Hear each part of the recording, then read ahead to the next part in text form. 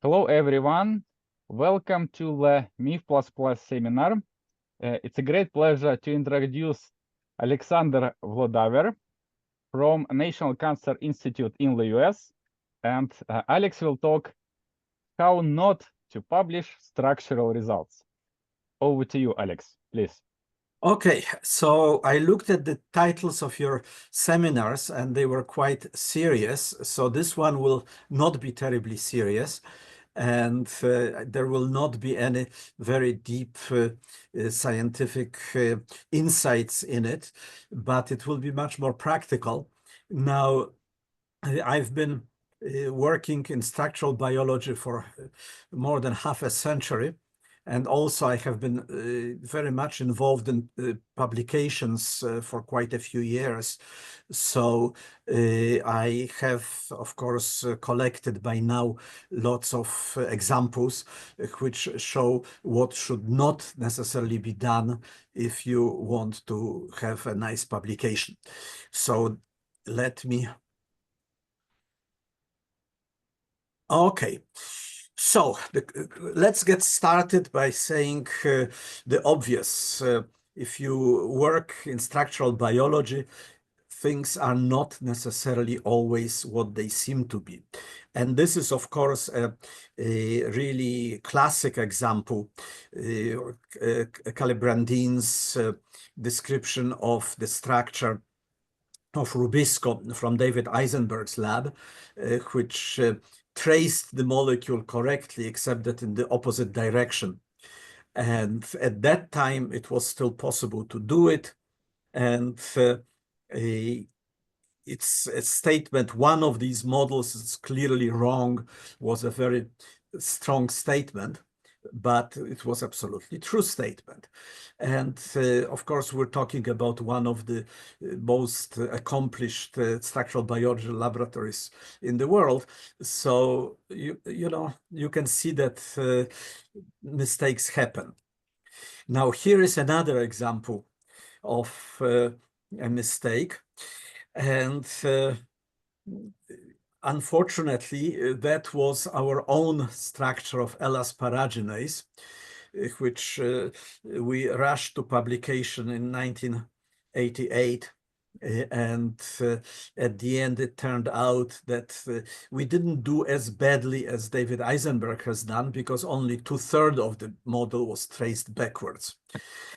However, at the end, it turned out that this wrong structure had some uses in the future, but I'm not going to really dwell on that very much.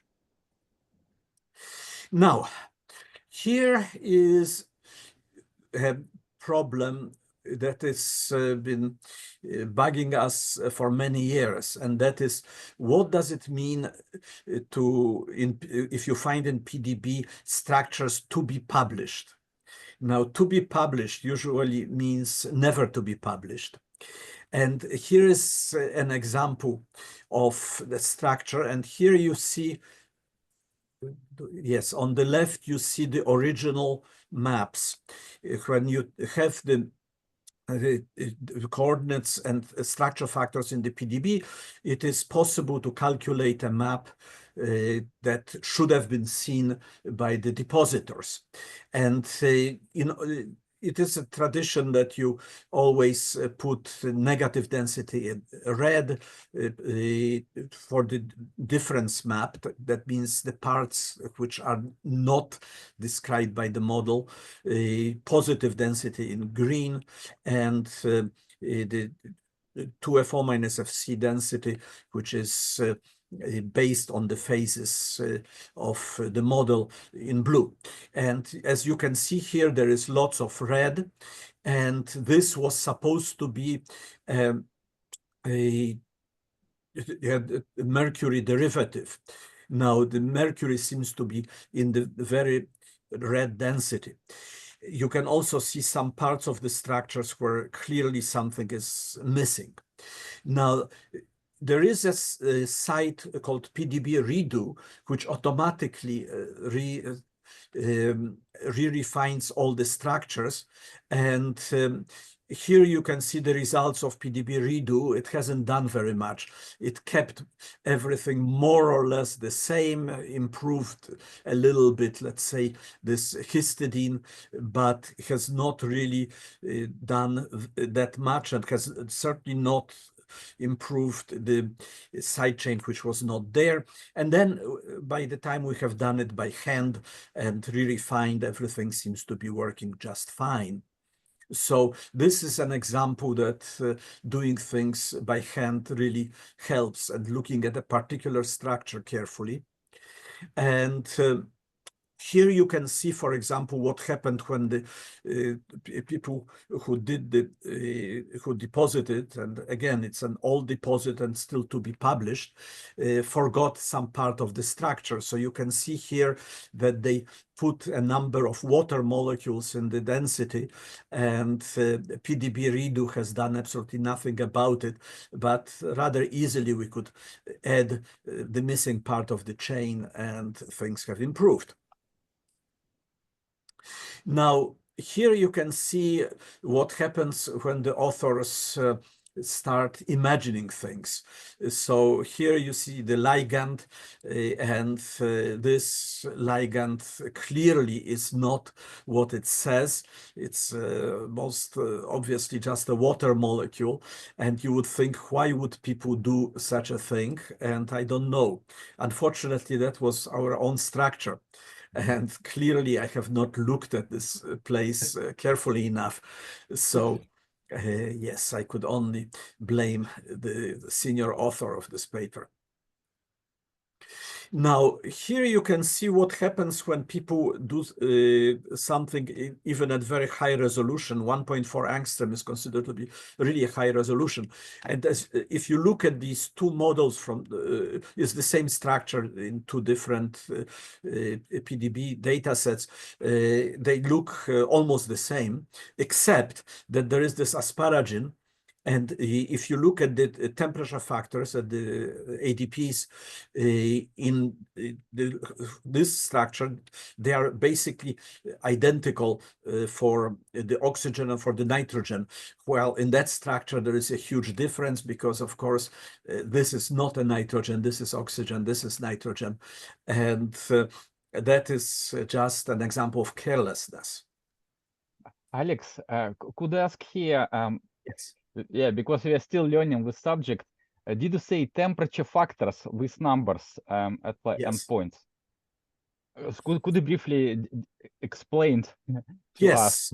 So Thank you. the temperature factors show a number of different things convoluted into one number for each atom, but it shows how well this atom is fixed in place. Okay, so these are some numbers which are related to the vibrations of the, and also to the quality of fit for this particular atom. And if you have some disorder, then they will go higher and so on. But the general rule is that they should be similar for atoms which are very close to each other. They cannot be a situation in which if you have this type of a side chain, that one atom will be very high and another quite low in B factors. So this is already an indication that something is wrong. And of course, just the knowledge of geometry here will tell us. Alex, this example shows not only crystallographic incompetence, but also chemical incompetence. Of course. Because there is no way that calcium can coordinate nitrogen atom. Absolutely. That's absolutely clear.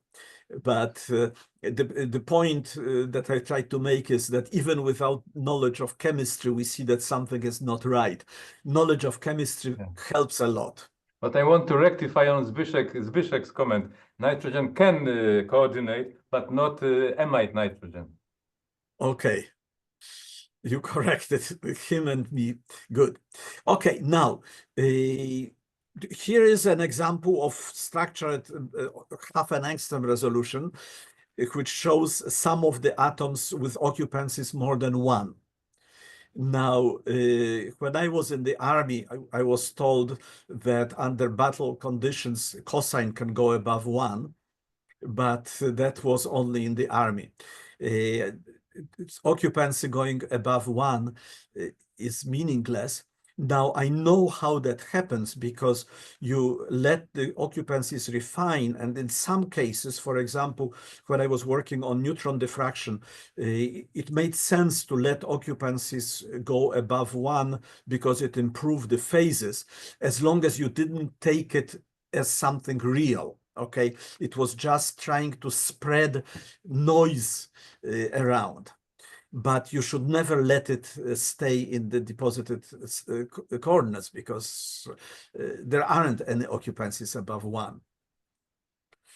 Okay, so now here is an example of what happens when you think that you know what kind of a ligand you have, but that may not be the case. So this is an example of manobios, which was fitted in 2 opposite directions into the electron density map because the authors of the paper believed that they had a complex with manobios.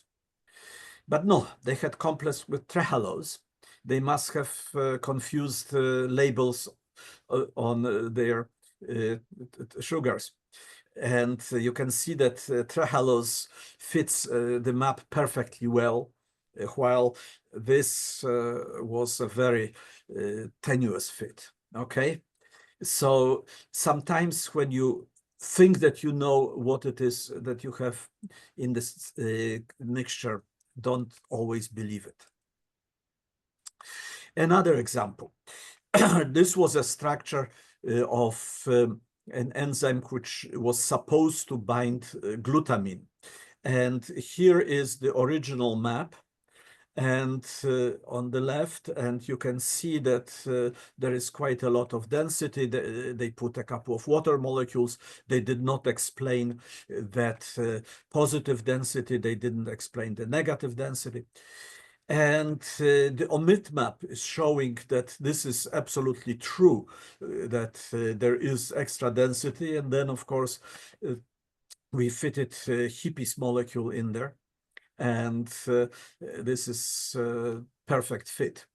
So again, this is not something that you can do automatically. You have to think about what it is that you have.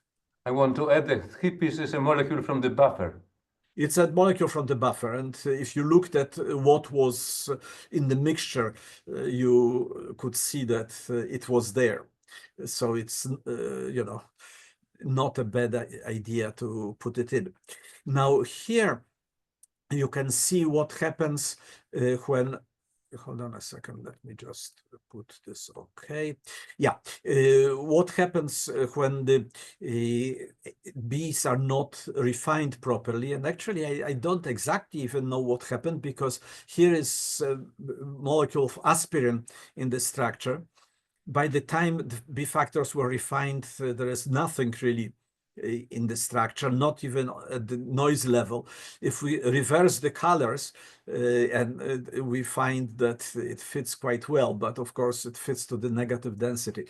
So this is a very good example to show that whatever they did was not really there. Wishful thinking. Huh? It is a good example of wishful thinking. Wishful thinking, and this is another example of wishful thinking. So this is the FO minus FC. Remember, FO minus FC is what remains after you already put the model in. And this is not an omit map.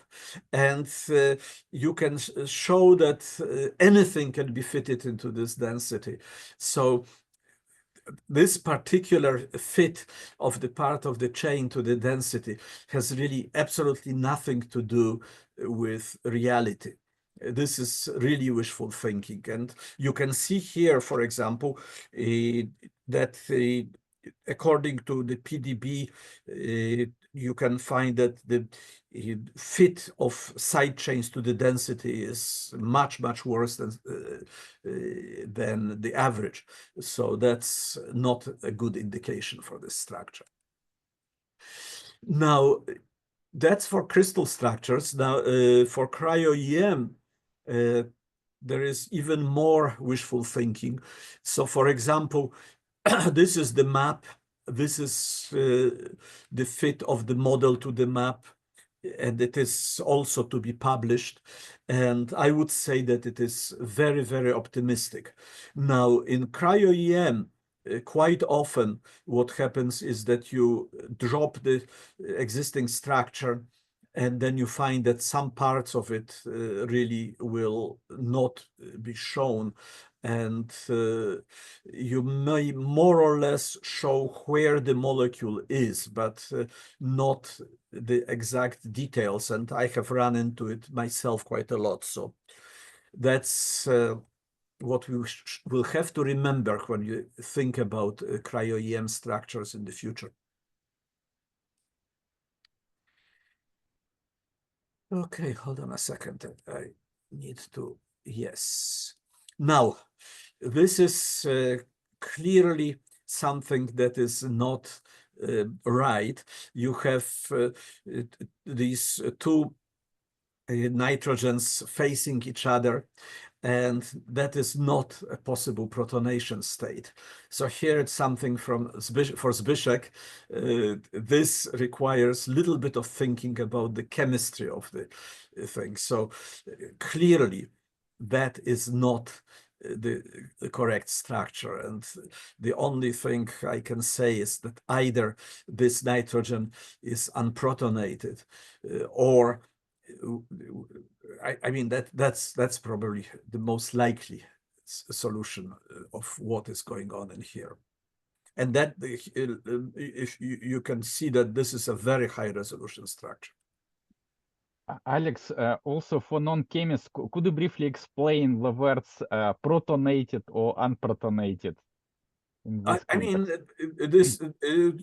the nitrogen here in the imidazole ring can either have the ring can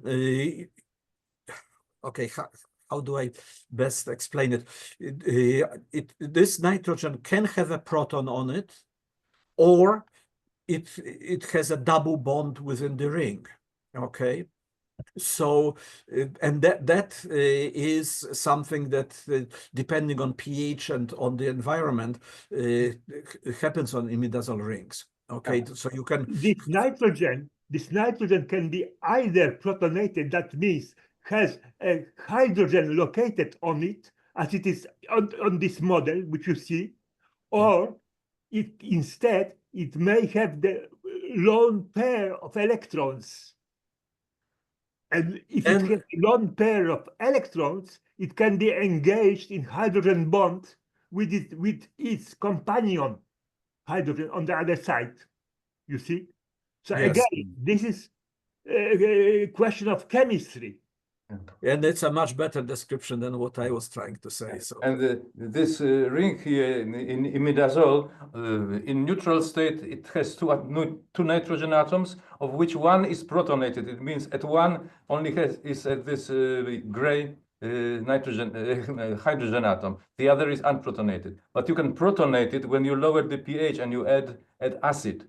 Then this imidazole behaves as a base and accepts a proton and becomes protonated. And then you have protons located at both nitrogen atoms. But this is a protonated situation. Here, probably what Alex is trying to tell us, one of the nitrogen should not be protonated in order to be acceptor of the hydrogen atom on the other side, on this series.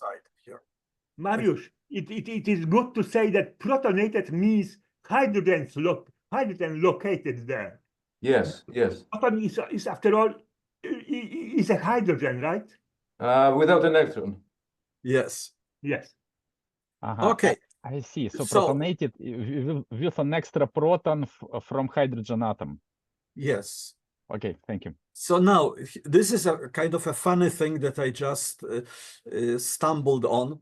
It's again, a structure to be published, this one since 2016. It was originally deposited, and you can see here that the value of so-called free R factor was 58%, which is almost exactly random number for the R factors. And you can see that everything was wrong with this structure. So then it was revised.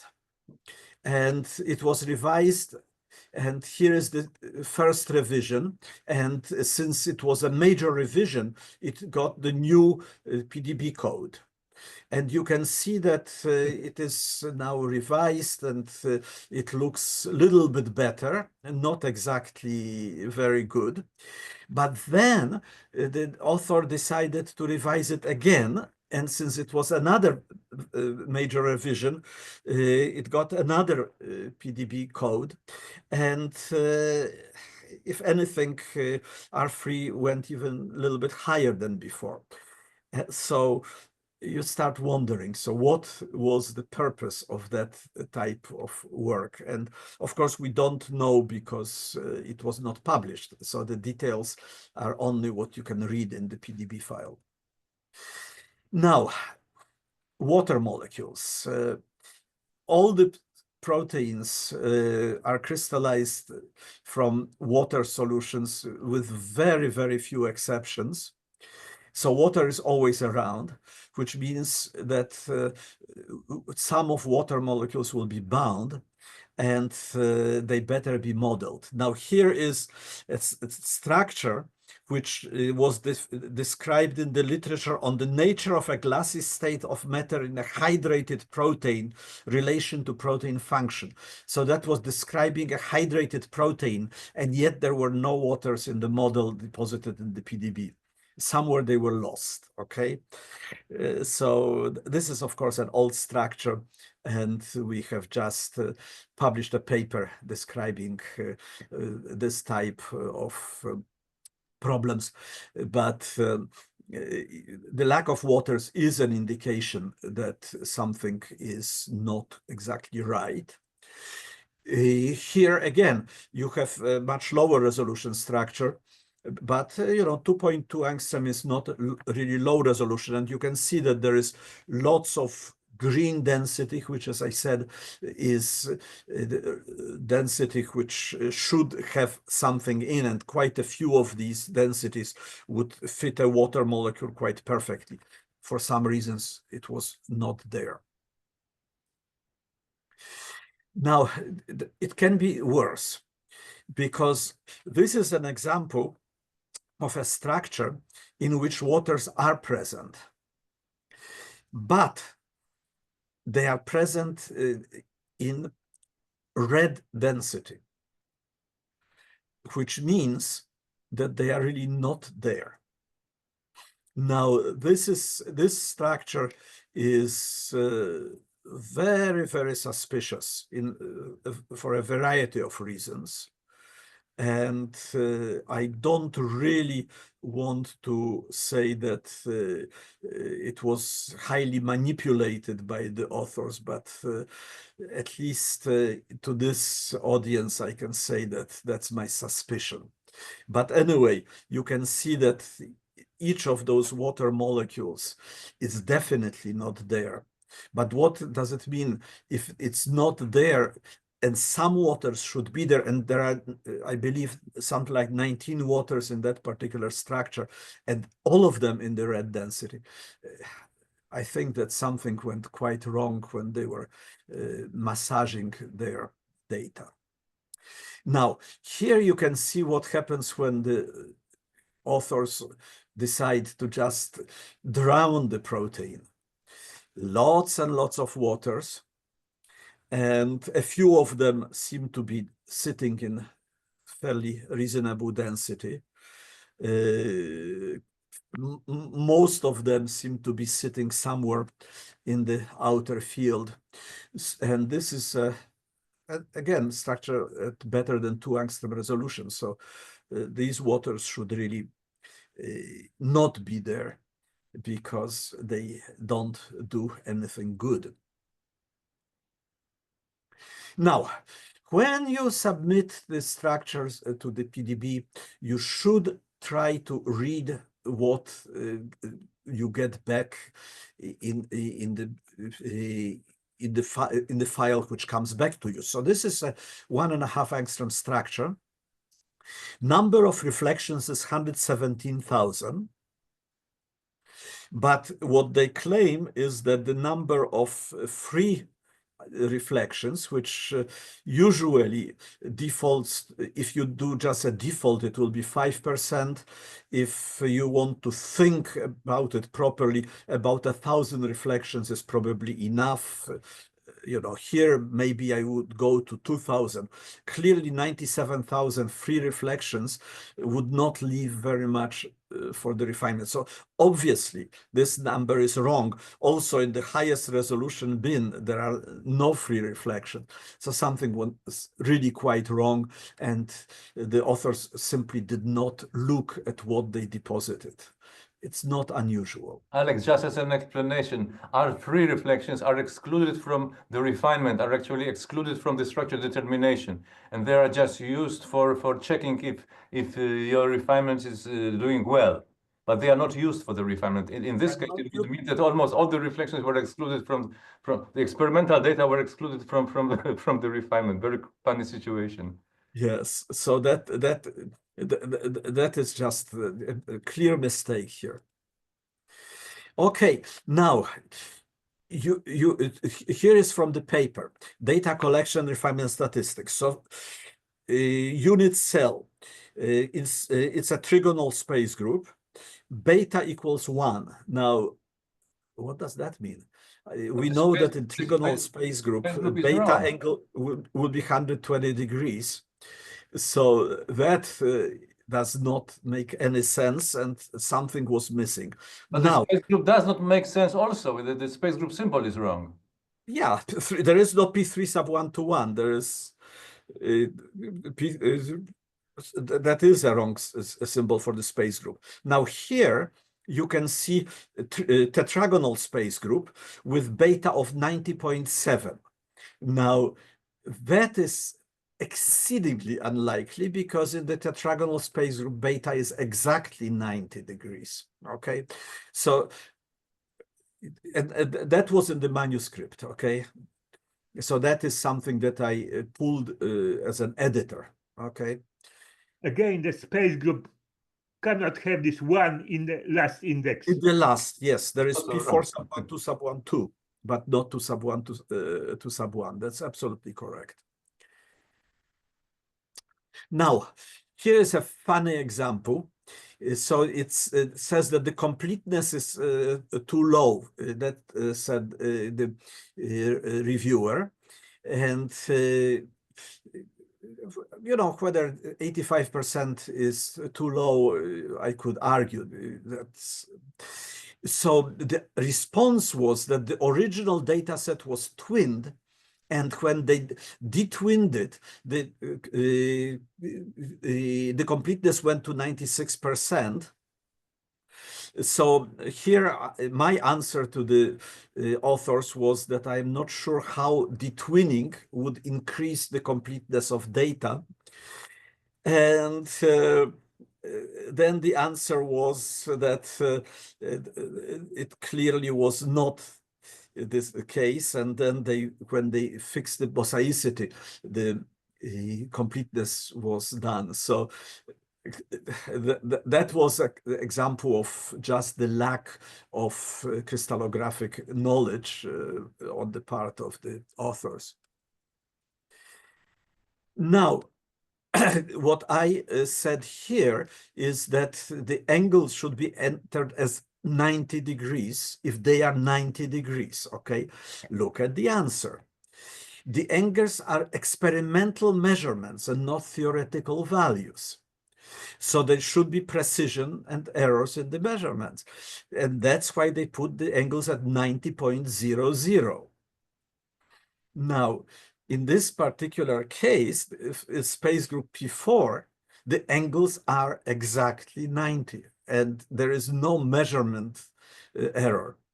So I've been fighting this business of decimal point for things which do not have any flexibility in numbers, but Alex, but was the paper accepted with those funny angles or what?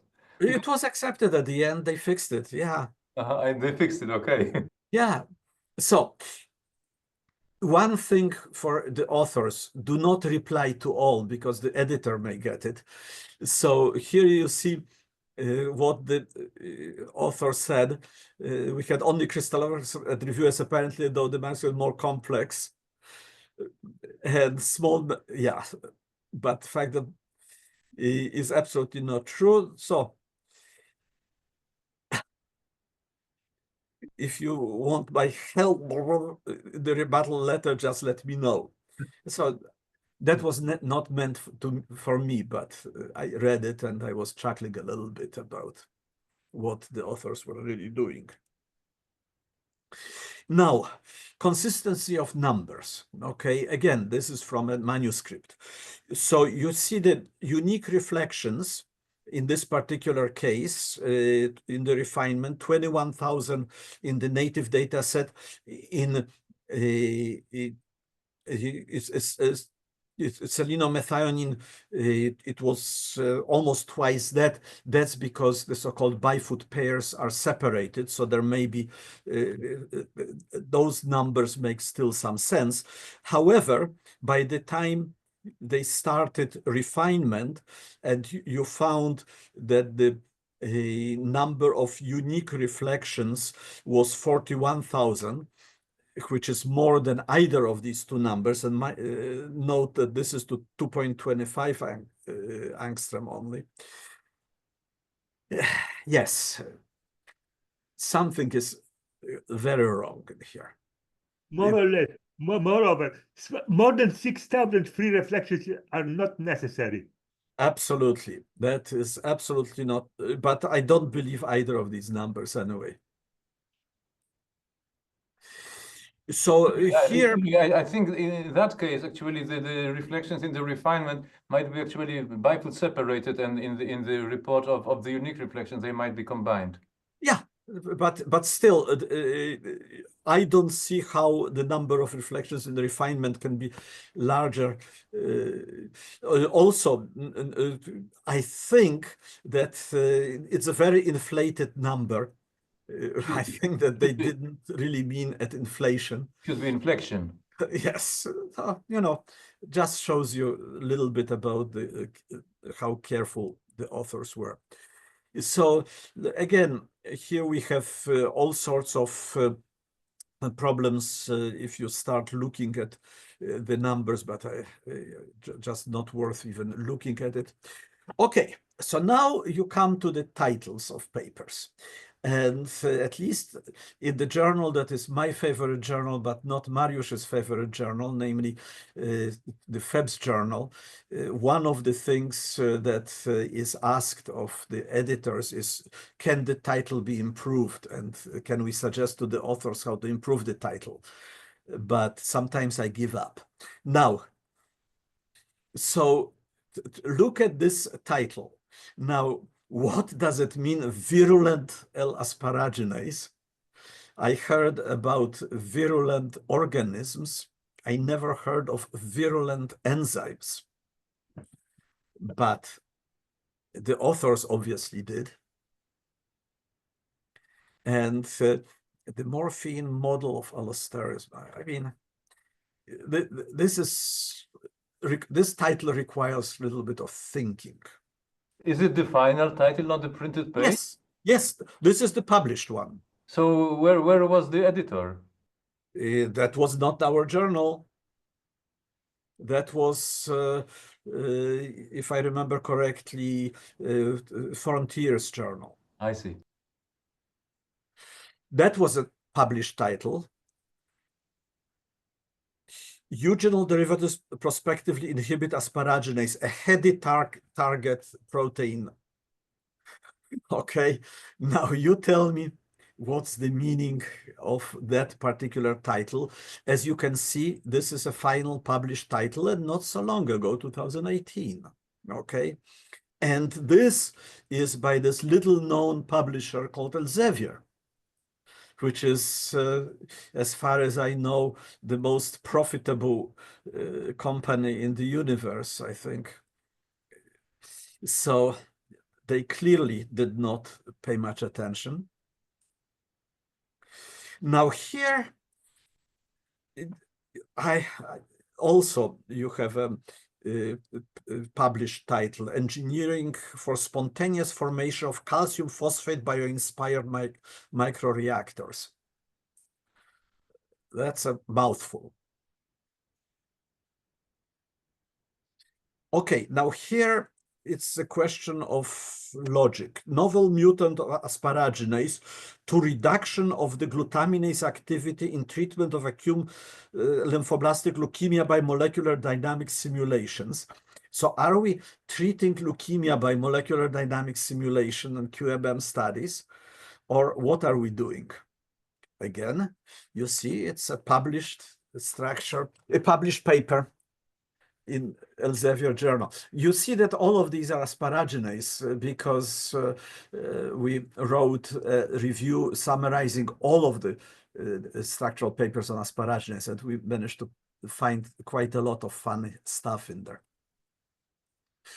Now here again, scientific report. That's a very good journal. Microbes producing asparaginase free of glutaminase and urease. Now, you tell me what it means, because I can have at least two different interpretations of the title. Either it is the enzyme in which you made sure that there is no contamination by glutaminase as another enzyme and urease as another enzyme. What I think the authors meant was free of glutaminase and urease activity, because asparaginase may have glutaminase activity and also may have urease activity. But the way it was written, it can only be guessed, okay? But, you know, I did read the paper, so yes. But here you see, even nature.com scientific reports let such a title Alex, slide. it could also be microbes that don't have glutaminases and ureases. Yeah, no, that's what I'm saying.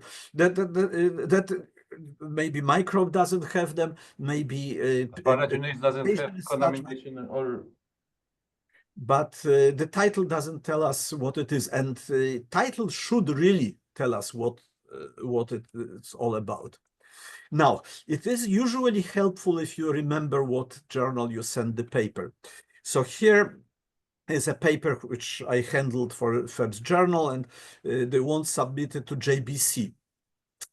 So when the company optimized it, I felt it more and thought the paper is much suitable for Feb's journal, but forgot to change the cover. Okay, please don't do that. Editors get really upset if they see that you forgot which journal you were sending it to. Now, this is a Journal of Cellular Physiology. It was published. I didn't pull it from the actual paper, but just the text. But if you read, the recombinant asparagine was isolated by a reluctant nickel chromatography. It was very reluctant, I guess. And the content of acrylamide in this sample, the content of acrylamide in this sample was reduced in fries. So, yeah, you know, asparaginase is used for food industry, but those papers are usually the worst, I think. And here you see a letter from a very happy author. And thank you for handling the paper. And the reviewers suggested accepting this paper with no chances. Okay, so no chance. And we feel that our manuscript is not ready for publication. So little thing, I guess what they meant was no changes, and maybe it's now ready for publication, but I had to guess it. Okay. So, yeah. Now, what good is preprint servers? Preprint servers are, you know, and Vitaly, that's to you. You like preprint servers. Preprint servers would be useful if all the data that you needed to read the paper were provided. But here is a very recent case of what happened in preprint paper. All of the data submission was XXX. 4x's, gosh, that's very dangerous X-rated paper. And of course, that makes this preprint to a large extent useless for the readers who would like to see what the structures really were. So later that was published, and all of these things were shown. But, you know, if you cannot give the PDB codes, I don't think it should be in the preprint server. If it is a structural paper. So, what have we learned? Usually, I have no doubt that structures that are deposited are correct, but sometimes they are not. And sometimes it takes long time to fix them, or they are never fixed in the PDB. But when you have metadata that are combined with good and wrong structures, you know, the noise level is not helpful. And we really, the last thing saying that the author should be very careful is something that is very obvious. And I try to do it myself, but I also found that sometimes I miss, as you saw, at least in one example there. So we really have to be careful about it. And that is how correcting the record looks. And it's fighting and fighting and fighting, and with not enough results. And that's, but we keep doing it. And of course, I use the stuff here from my friends. You know, Zbyszek's number is permanently coded into my phone, and we talk quite a lot. And Mariusz's, it's a little bit harder to code because it's a foreign number, but still we do. I talk to Władek a lot. Some philosophy of this whole thing comes from our friend Bernard Rapp, and there are many more colleagues who have contributed to it. And I guess we'll still continue. So that's, I think, the end of my talk. And I certainly managed to do it within the allotted time. Thank you, Vitaly, for inviting me. Yeah, thank you very much, Alex. So let us thank Alex, please, for the nice presentation. Thank you. Physically or virtually. Yes, thank you. I'll stop the recording.